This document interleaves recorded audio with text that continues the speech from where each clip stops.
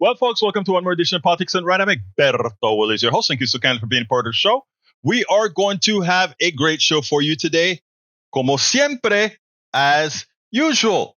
What are we going to talk about today, my friends? What are we going to talk about today? Well, I have a great interview for you today. Remember Joe Walsh? You remember Tea Party Joe Walsh? You remember Tea Party Joe Walsh that in 2016 was a strong supporter of Donald Trump and in 2020 ran against him, etc., etc., and now is even now a staunch, not only wants to get rid of Trump, but wants to atone for some of the tonality of how things were back then. A good thing. So that's who we have for today.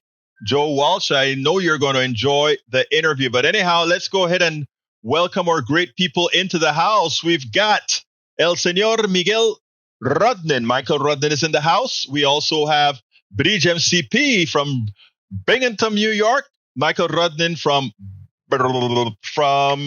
Brooklyn, New York. We have Carl Cox from... Carl, I always forget that you're from either Florida or Georgia.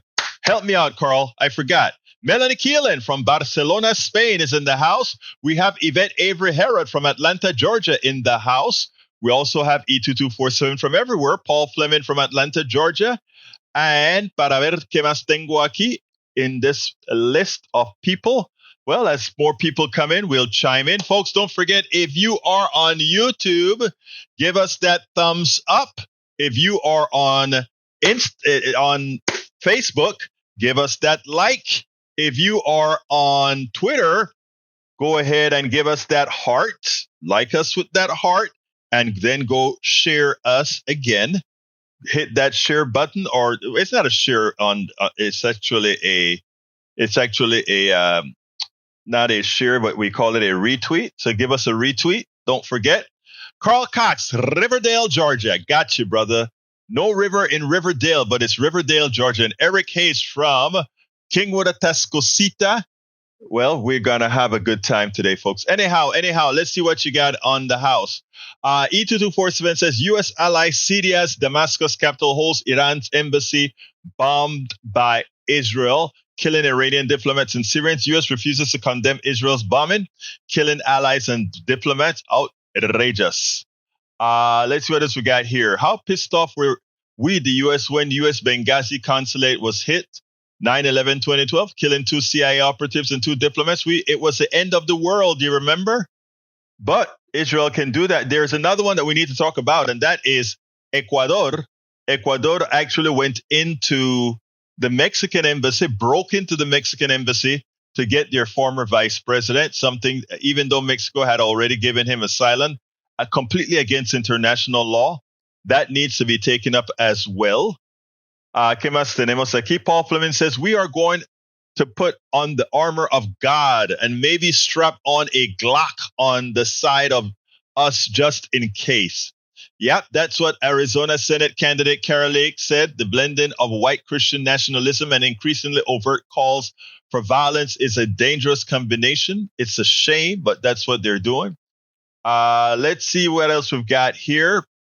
Carl Cox says, give financial and military aid to Ukraine, not Israel. I could stand for that. Michael Radin says, E22, that's nationalism for you. If we or our allies are attacked, we overreact. If another nation is attacked, none of us directly affected, we're blasé. For some reason, reminds me of that sleep wake with laser eyes meme. Okay, Eric says, our troops deserve a raise a lot more than college students deserve loan forgiveness. Actually, I'm not going to comment on that. Well, I am going to comment. Killing people is not the only thing that deserve to be paid, but people who are studying to create, well, I shouldn't say to create the arms that kill the people, but anyhow, that's for another day. Let's see what else we have. The Justice Department and attorney for victim of Larry Nassar are in the final stages of negotiating a deal that would pay tens of millions of dollars to resolve claims that the FBI failed to investigate allegations of abuse by Nassar, who was a former women's U.S. gymnastic team, Dr. Sources said.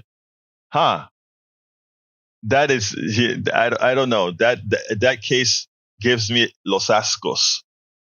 Drake even had to leave. Rapper Drake is now done with life in LA and has settled into a new third.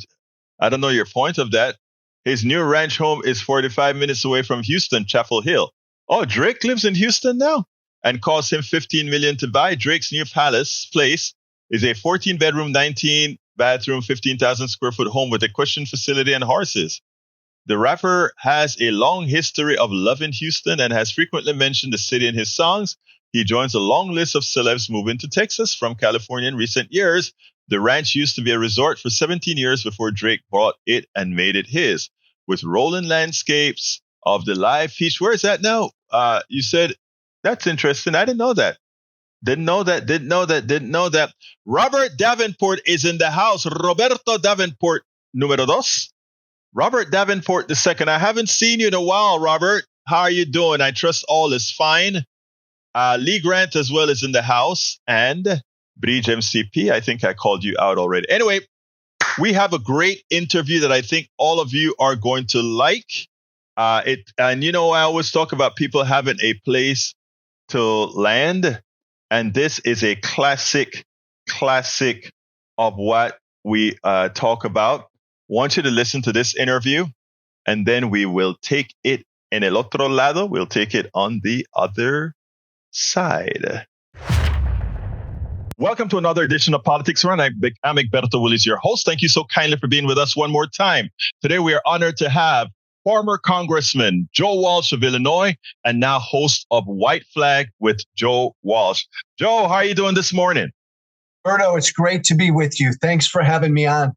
Well, in the past, the truth of the matter is I would always have had you on, even though we are at the polar ends of the spectrum with regards to political ideology, philosophy, etc. But the one thing I respect is a strong intellectual conversation on our beliefs, etc. If we're honest, we're in a country where we should all live together and get along. And on my program, I bring folks from all over, and we actually enjoy each other. So in that light, I want to say, first of all, thank you for appearing on Politics Done Right.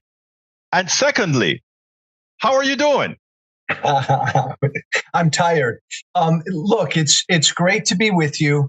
And I love what you're doing because America needs to do this. I'll watch my language. We're so damn divided. We don't talk across the divide.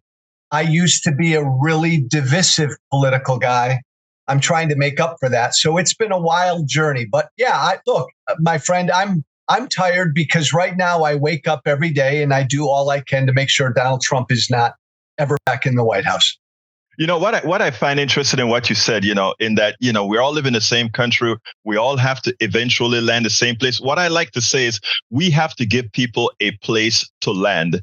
There are some people that are so committed to what they're doing, even when they realize that they need to change, that they don't have a place to land. So they stay in that comfort zone. Yeah. One of the reasons I have a lot of respect for people like you and from people from all spectrums that make a change when they see a change is necessary is that it takes a hell of a lot of courage. It takes a lot of courage.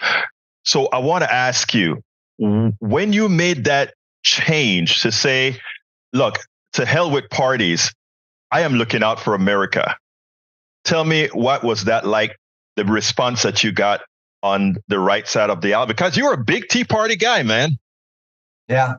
No, look, it was really scary when I almost 6 years ago now came out and said, I oppose Donald Trump. When I publicly said that, I knew that I was taking a blowtorch to my career. I knew that I was ending my career as a Republican. I knew I could never get elected again as a Republican. I knew I was going to take a big financial hit, and I knew that I would get threats and hate every day and every week. So at one level, that's a really tough thing to do, right? Which is why my former colleagues in Congress and in the conservative media world that I come from haven't done that. It's hard to throw it all away. But in a way, and you'll get this, it was a really easy decision because I couldn't live with myself if I didn't do that. That is so true. I want to read you something that you wrote. because I think, well, actually, it's great.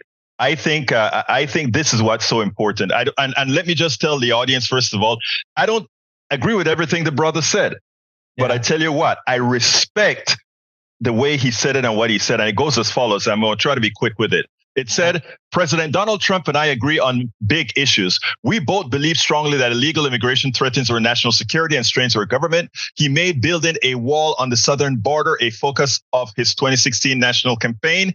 I was for a border wall before that election. He pledged to help unemployed workers in dilapidated manufacturing towns get back onto their feet. The very poor people who live in my backyard in places such as Gary, Indiana, Decatur, Illinois, and who called into my show to talk about an America that wasn't as great for them as it used to be. Trump complained about a political system that was out of touch with ordinary folks and the promise to get rid of fancy assholes who ran it. That was all great.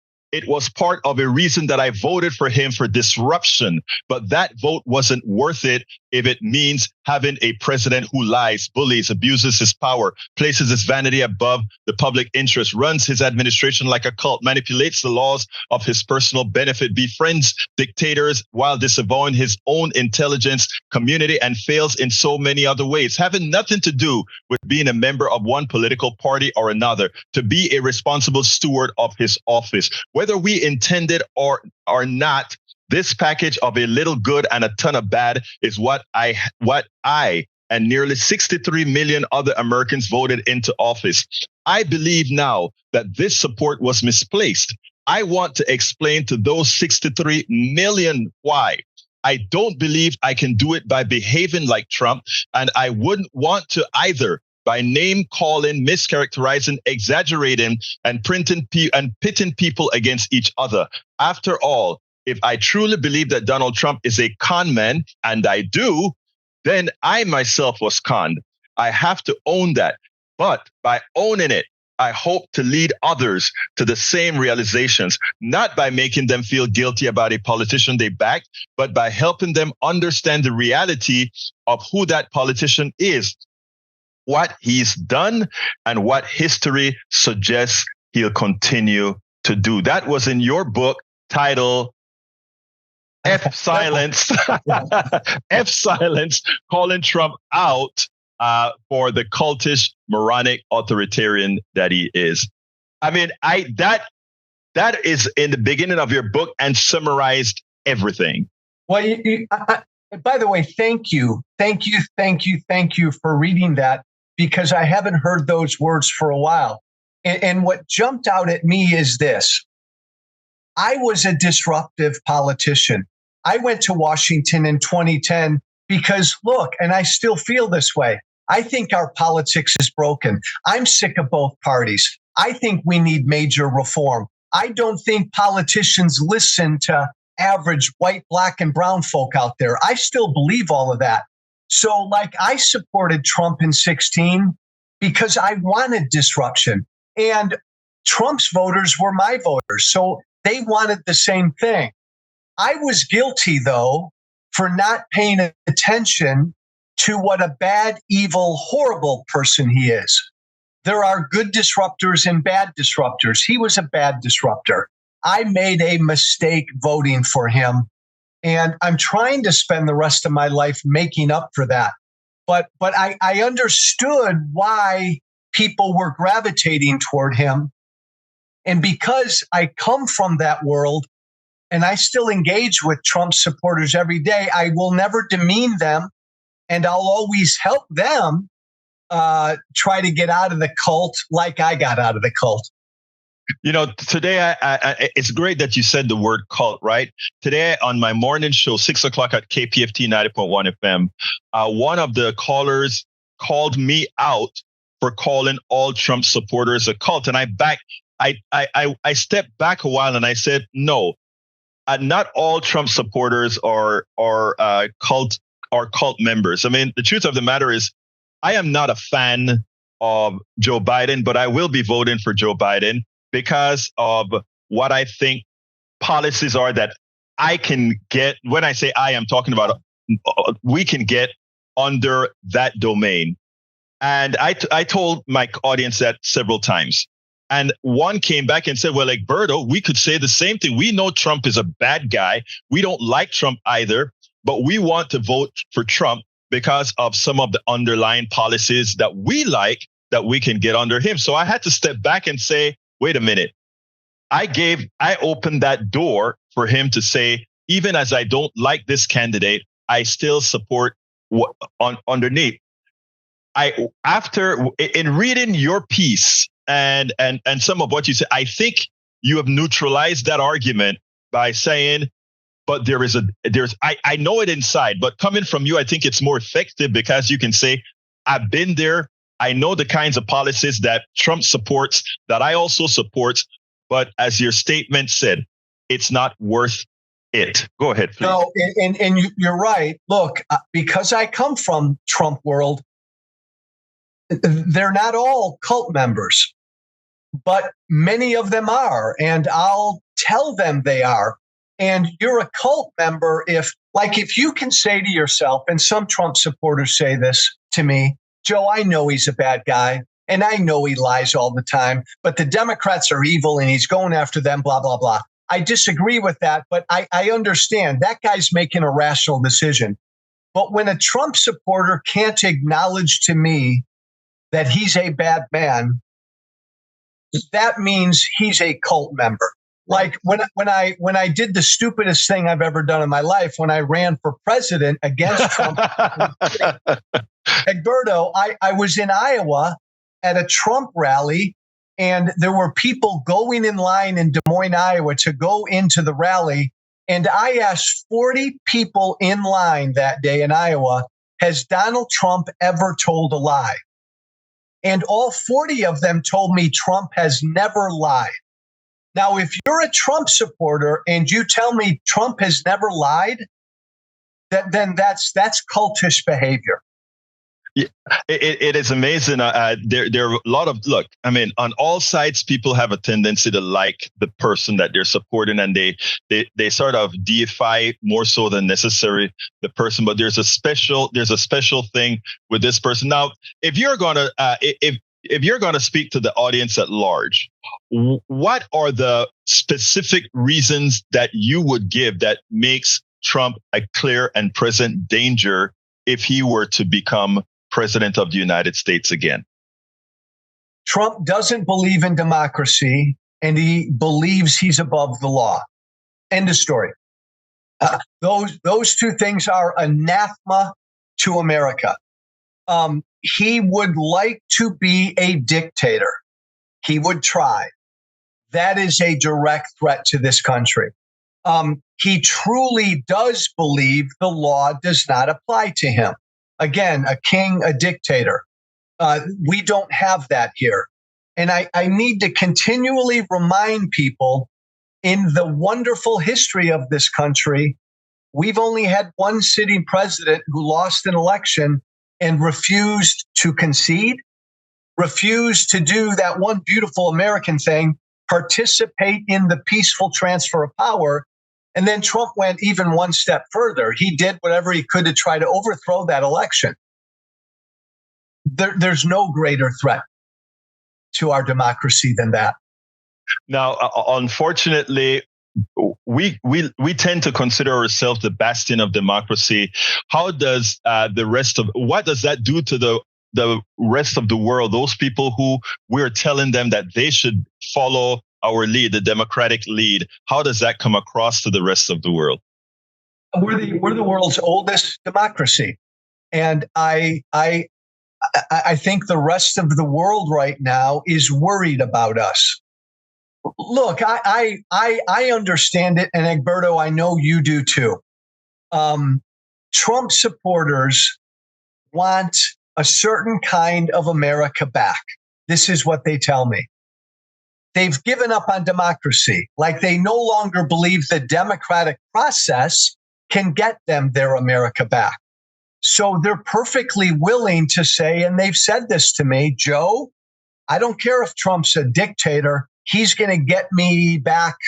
Boom, boom, boom, boom, boom. Okay, let me stop you there, Joe.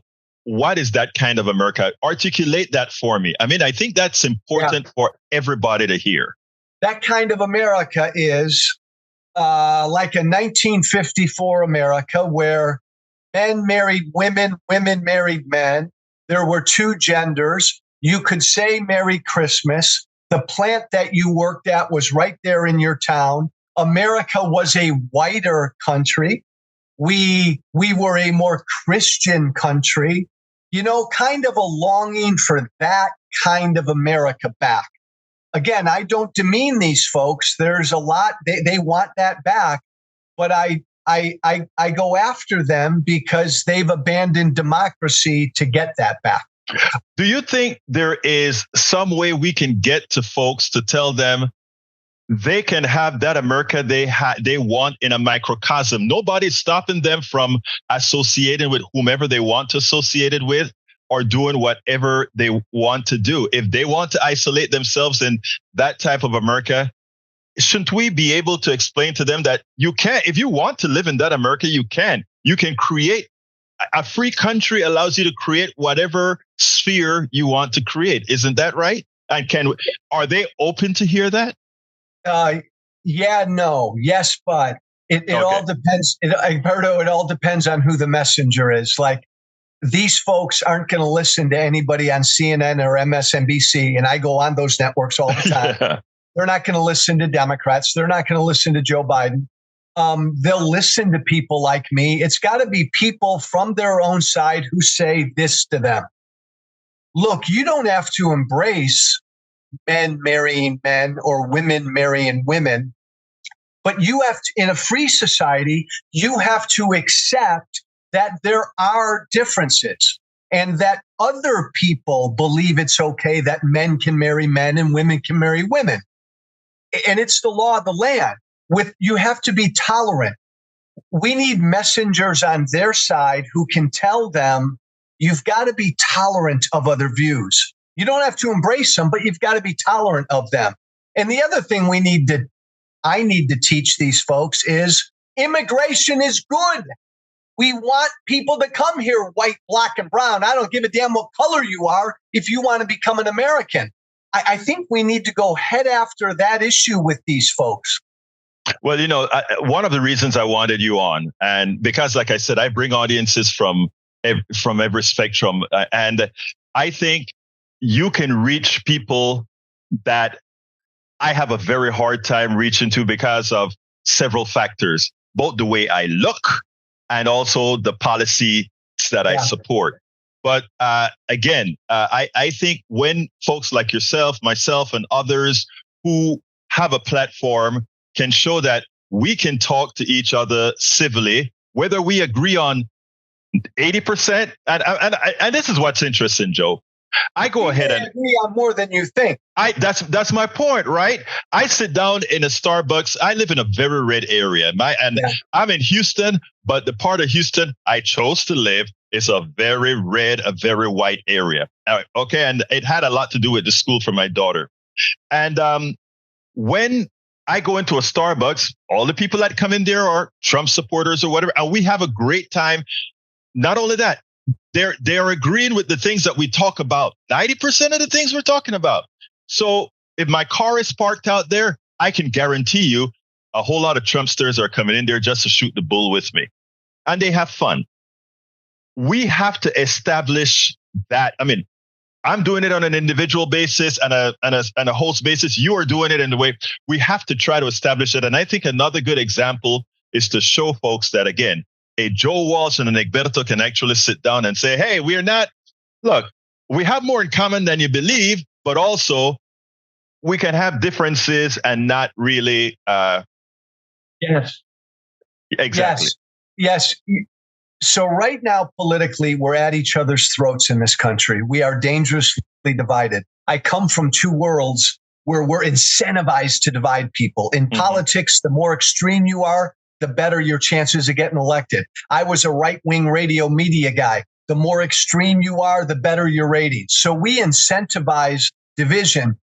But I'll tell you, Egberto, like I'm going to travel the country, and I think we need to ask Americans head on the question: do you want to stay together as one country, one people? Now, I think most Americans would say yes. I think there'd be a lot of Americans that would say, screw it, Joe, let's just break up. But if we want to stay together as one people, then I think it's up to us, the people, to do certain things that we've stopped doing. I agree so wholeheartedly. And I do think most people want to stick together. They just don't know how to. Yes. And I think with having good leadership, having people that are really engaged in doing this, I think that's the answer. That's what I dedicated my life to. And I noticed that that's sure as hell what you've dedicated your life to. Wow, but only Egberto, thank you for what you do. I was a bad guy politically, so this is my penance. I'm doing this because this is my penance. I was a bad guy. So I'm trying to make up for that. So I'm happy to be joining you. Yeah, but let me tell you something, Joe.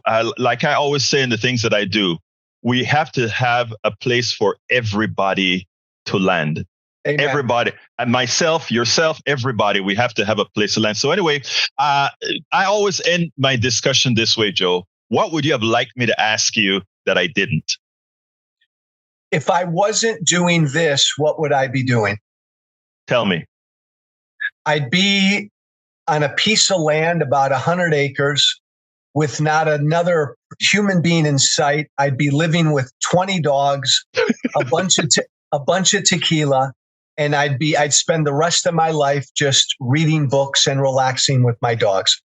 I can't top that, man. I can't top that. Folks, we've been with former Congressman Joe Walsh of Illinois, now the host of White Flag with Joe Walsh. And folks, the book is from the previous cycle, but I think everybody needs to go out and pick up a copy.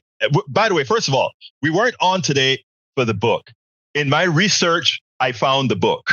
Okay. And when I read that passage, I said, wow, I think this is something folks need to read.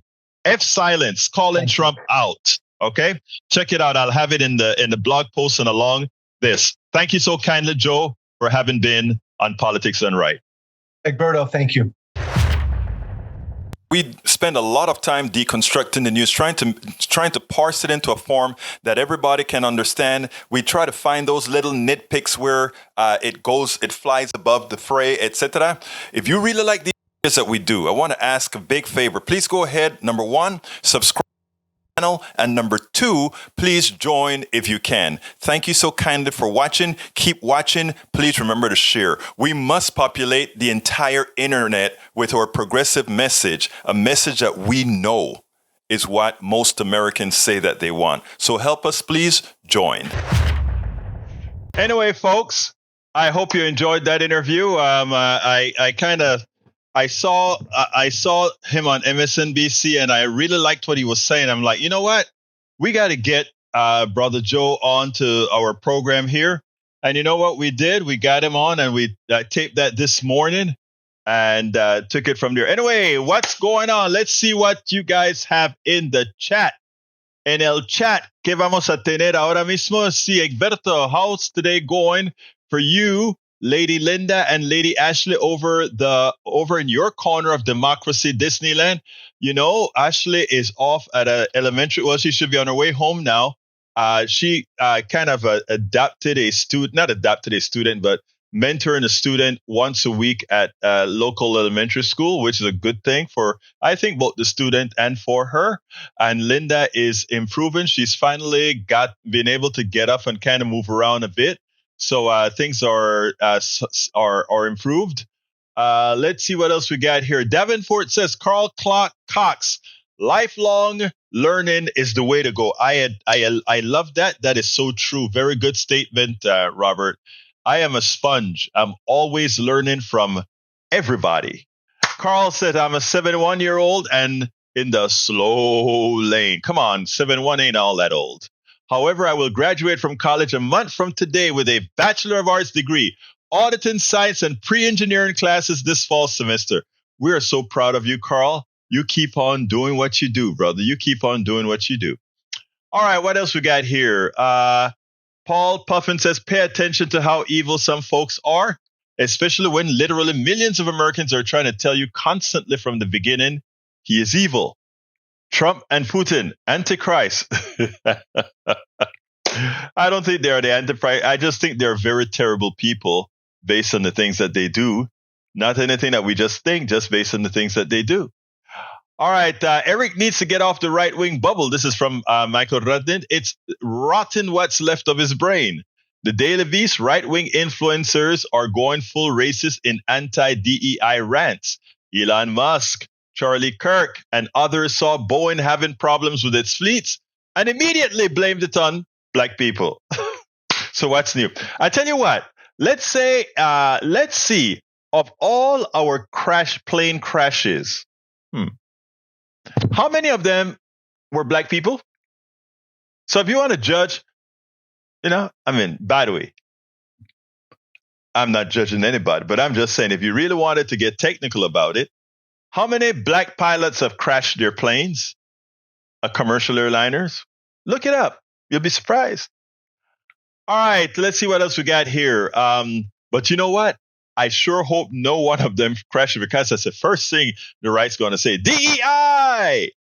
All right, what else have we got here? Puffin says, no, I think I read that one already. But Robert Davenport says, Mayorkas impeachment found to be unconstitutional by a vote of the U.S. Senate. Great, they disposed of it. Just crappa. All right, let's see. Eric Hayes says, Orange Boogeyman lives in your head. Dictator, they have wars and... Oh, you poor thing, Eric. I know how it feels, I know you're losing it, because even all the... If Joe Walsh can come out the way he came out against Donald Trump, it should tell you something. You guys are on the wrong bandwagon, buddy. Lo siento, pero ustedes no saben lo que están haciendo. Okay? Eric Hayes says, does Joe believe a leader of a nonprofit use their cause to buy millions of dollars of real estate for themselves? Oh, that's right. That's what Donald Trump did. And that's why they had to shut down his 501c3, because they found out it was a fraud. It's amazing all the things that people like Eric says. It turns out that Trump has done it to the nth degree. Wow. Come on. Read. Breed MCP says, so go back to no computers, smartphones, ring cameras, no laser surgery, ballpoint pens. Oh, the list. Reddit says, maggots are so insular in their cult, they didn't listen to the Republicans who ran the January 6th commission, as all the evidence of what Trump and his cronies did was shown for the nation to see. They chose, again, that's what's called, Michael, willful ignorance. I can accept ignorance. Willful ignorance is a mental disease. Mike Cisak says, I don't have to be tolerant of idiotic ideas. I'd rather laugh at them. Mike Cisak, that is the statement of a small brain. A large brain, somebody who's open to think, understands how progress is made. Remember that. All right, Puffin says, and welcome aboard, Puffin. Humans hate Trump. We can agree on that to start. Lee Grant says, rather than individual nation states with defined borders, or the way the planet is organized itself politically, nationalism is an allegiance to one's nation. There's nothing wrong with that. There's something wrong with the kind of nationalism that we are practicing. Why? Because it is racist, homophobic, xenophobic, and all the other phobias. Bridge MCP says, we laugh at maghats all the time. Sometimes we feel bad for them, but not anymore. Well, Bridge, I feel bad. I genuinely feel bad for people who are so, let me tell you what my biggest fear is. And I mean this from the depths of my heart. Joe Walsh flipped early on. Joe Walsh, as he said, Donald Trump is a con man, and I allowed myself to be conned, and now I have to live with it. That's what he said. My fear is when the entire con of Donald Trump to his maggots are exposed, I don't know what their behavior is going to be. I mean, look at Look at all the current things that he's doing to exploit them. Truth Social. Truth Social is called. There is a young man that put his life savings into Truth Social. He's now lost more than half of his life savings. And this particular one still stays in. He says, well, it's going to go back up because right now the liberals are just working on the stock. Well, if the stock was really a true barometer of companies, as we like to say capitalism's stock market is, there's nothing you could really do to talk a stock down, right? Because even if it goes down for a few hours, after one looks at the numbers of the company or whatever, they can say, oh, no, this stock price is worth XYZ. The problem is we have the numbers on Truth Social, and it's a failure. $58 million in losses and $4 million in revenue. And yesterday now they say they're going to have a streaming service that's going to flunk, and they print 22 million more shares. You know what the dilution factor of 22 million shares is going to do for that stock? Another set of people to put money into the system, into the company, and not get a penny out of it. That's what he thinks of his people. I'll just take their money. He does it with the donations. He does it with Truth Social. He does it with everything. And one of these days, some of the people are in mass are going to say, oh my God, we have been had. He looked at us as idiots. What are you going to do then? What are you going to do then? Our puppet says, I'm glad Joe Walsh is repentant. Yes, he is. And you know what else? Like I told him, you have a place to land, right? Mike Cisak says, we can be fine with legal immigration with people who want to come work in the U.S. and become U.S. citizens, not illegal immigration, which mostly are criminals. No, that you see, you get that is what you make statements like that when you're uninformed. You know who wants this current undocumented immigrants more than anything else? The same corporations that you support. Because what they do is they get these guys to work for them. Ultimately, they don't pay. They pay their Social Security at a minimal cost, etc. And then these people get kicked out. And you know who they support? They'll never collect Social Security, but you will. Some of their money. Anybody who sits down there and believe that immigrants are a negative to this country, you're smoking something. Even Joe Walsh has come to the realization that, oh my God, we need immigrants, and this is why we need immigrants. I wish immigrants would just stay home for one day. All right, let's see what else we got here. Brice says, good interview. Thank you, Brice. Coming from you, that means everything. Michael Radin says, sounds like a beautiful retirement plan for a recluse. I could stay at the side of a mountain or something. Mike says, I say, Joe Walsh has been pushing idiotic ideas. So it's why no one listens to him. He's really scraping the bottom here. Actually, I don't think so, brother. I think Joe Walsh is doing just fine. He's doing just fine. All right, let's see what else we got. Robert Davenport says, show intolerance of fascist racists who long to get back to the days when they were the majority will never work. Reality is the world has changed, like it or not. Don't coddle their fantasy. I don't think we coddle their fantasy. What we do is we don't let their fantasy stop us from moving forward, right? And the other thing that we do is, while they may be, the one thing about us is that we are not trying to harm them. They are trying to harm us. They are trying to control us. All right, E2247's news, good news report, Egberto. Thank you, my brother. Lee Grant says immigration still in the news. African migrants swarm New York City Hall for hearing. Okay, wow, that's news. All right, Michael Rudnin, Robert P., a German joke. If you have 10 people sitting at a table debating a Nazi, you have a table with 11. That is funny. That is a German joke. All right, let's see what else we got here before we move on. It's let's say it's the mark of an educated mind to be able to entertain a thought without accepting it. Apocryphal Aristotle. I love that. I hadn't heard that phrase before, but I like it. Let's see what else we got. Vrit says, if Trump's stock in True Social, his company, drops any lower, he might do better with my tax plan. Yeah, Biden said that last night or yesterday sometime. And it's true, right? All right, let's see what else we got here. Lee Grant says, Rudnin, what's wrong with the term like Scottish nationalism? Think about it. You may get it someday. Melissa Bowie, how you doing, beautiful? Great to see you in the house. Haven't heard you on KPFT in the mornings in the last few weeks, I don't think. You always bring some sunshine with always bright voice in the mornings. So we wait to hear from you. Michael says, Egberto, I wish immigrants would stay home for just one day. Yes, I do. Makes me wish the people of the nations decided on a day for a general strike. Estoy contigo. I agree with that.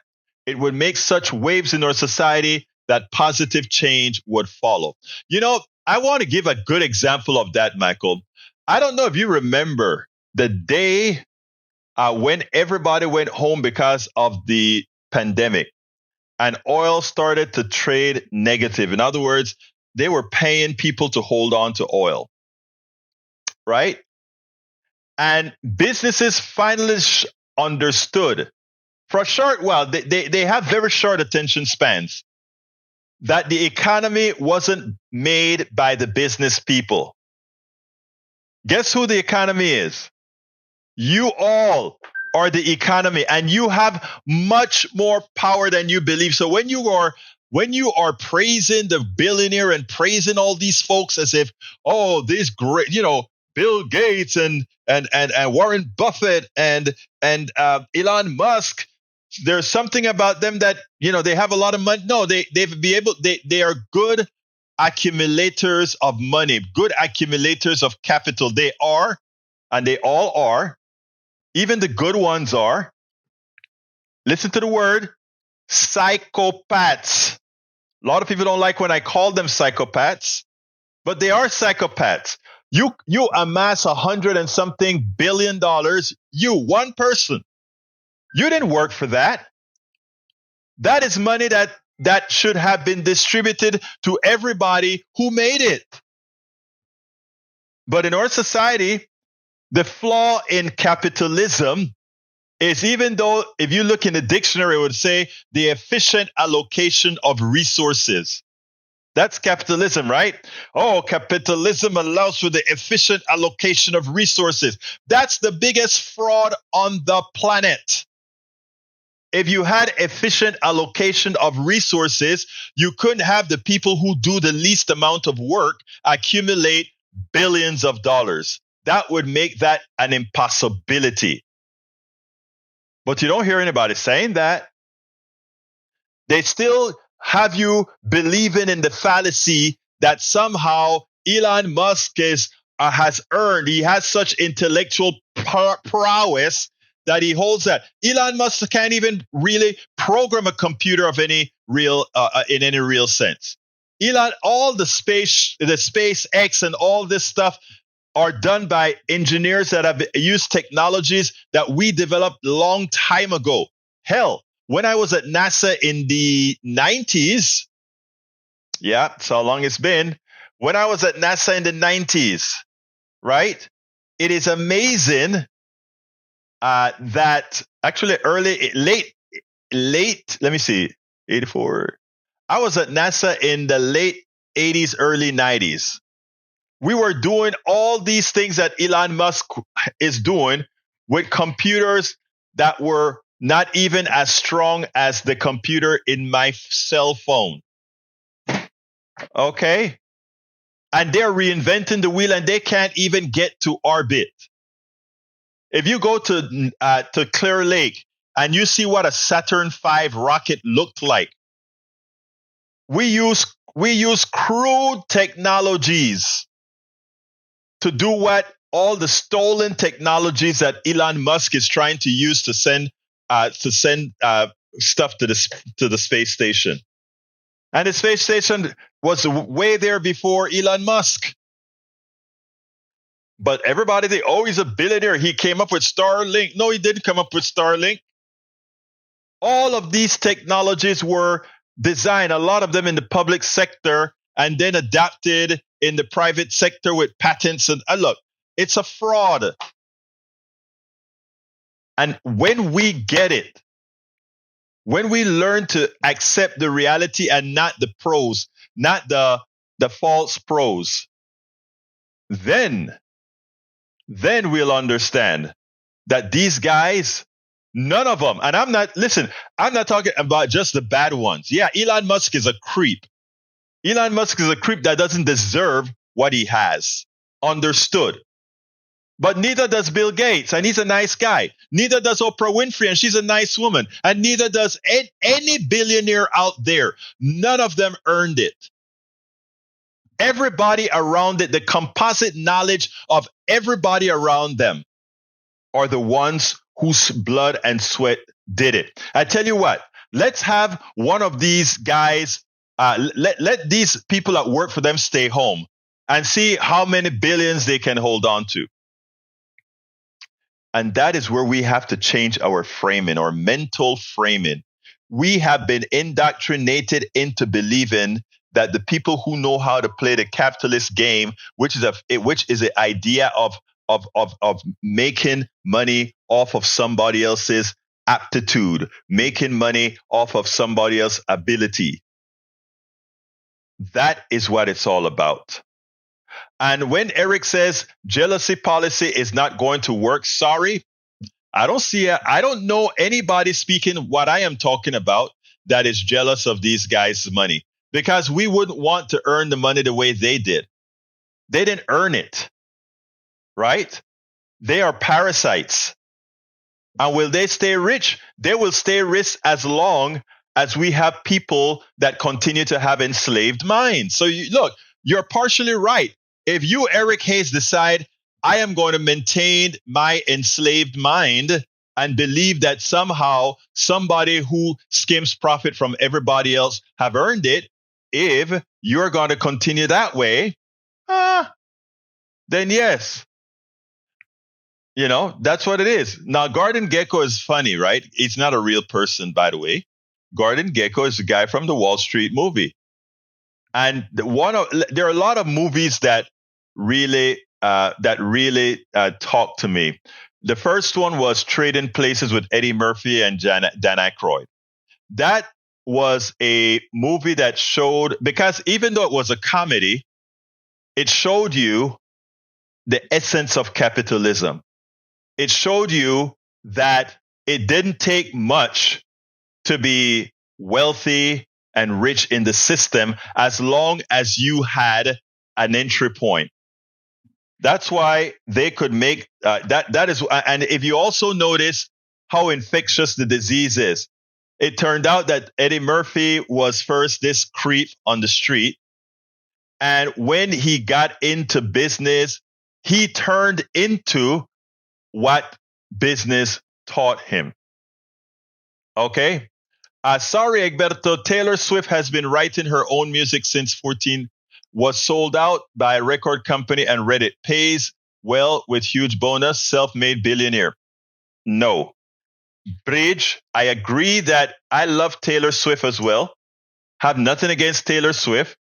But again, Taylor Swift is a millionaire, a billionaire, because Taylor Swift can stream all her music. Taylor Swift can fill stadiums up with pyrotechnics.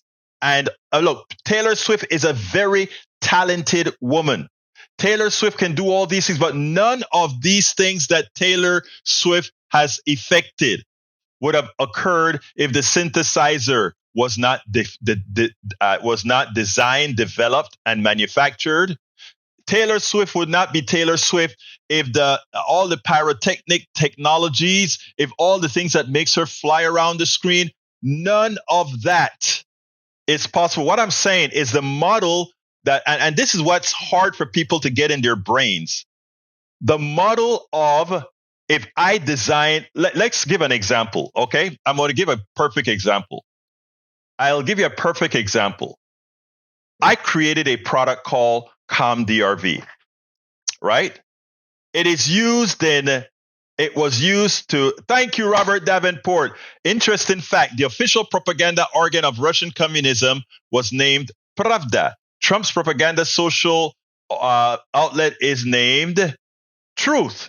Truth in Russian is Pravda. Sometimes things are so obvious we miss them. I didn't know that. I just learned that. Thank you very much for that super chat, Davenport. Appreciate that. All right. This is important, Bleach, because I need people to understand this concept. This is not about envy or trying to take away anything from anybody. But let's look. Taylor Swift designed music. She made music. She did quite a good stuff. All right. Now, let's put that aside. Now, a heart surgeon goes into the hospital and fixes somebody's heart day in and day out. He gives life, or he maintains life day in and day out. I'm just giving it two examples here. So Taylor Swift spends a lot of time. She writes music and does very well. She's a great musician. A doctor, a surgeon, goes in there and he operates on hearts day in and day out. He's worth $20 million. She's worth $1 billion. Now, if Taylor Swift goes away, we just don't have music. If this doctor goes away, there's one less person giving life to many people. What I'm trying to get across is the way we apportion, the way capitalism works, the way it functions. It doesn't really reward worth. It doesn't grade work the way it should, or what someone brings to society as it should. And that is what's so important. It is so important for us to understand that the difference between that heart surgeon, that heart surgeon that put in year after year after year of keeping his skills up, etc. I mean, $1 billion. Look, and again, this is not something against Taylor Swift. This is against our economic system. There must be a way to create an economic system where your worth can actually be paid for.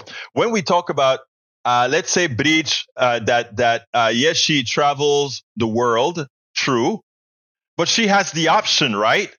In other words, why I don't like any billionaire is a system that gives that billionaire the ability to be, then awards them the ability to decide what their fantasy is for that money to be expended. I think we should start and have a system where it's graded by worth. It is hard, but we first have to get off the belief that there's any billionaire that has ever earned it. And when I say earned it, I mean do the work, the physical and mental work that makes them different from others that do the physical and mental work for their penance. I find it astounding, and that's what I'm talking about. That's what I'm talking about. Anyway, folks, we are coming close to the end of the program. Let's see. Bree says, I know, Michael, but I think there are times some people do earn the money. Not $1 billion, Breach. Nobody can earn $1 billion.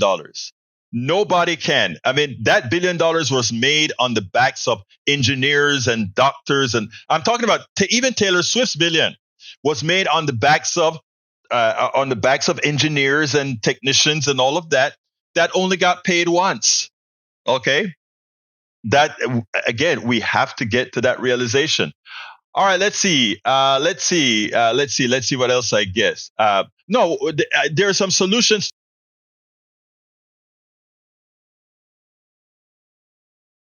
There are solutions to it. That's why at one point we had that 90% tax rate, right?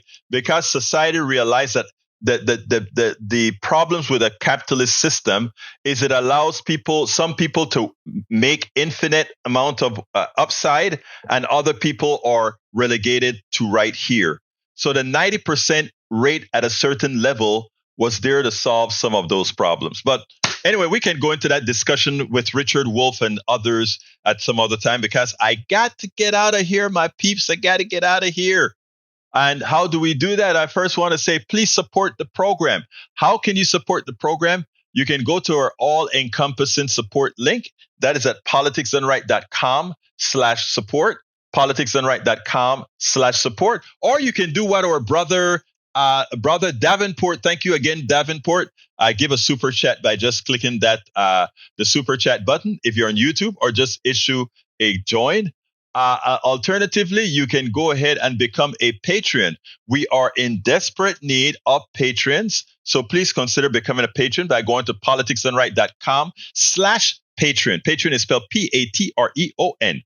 politicsdoneright.com/patron. Or you can go ahead and become a subscriber to our newsletter.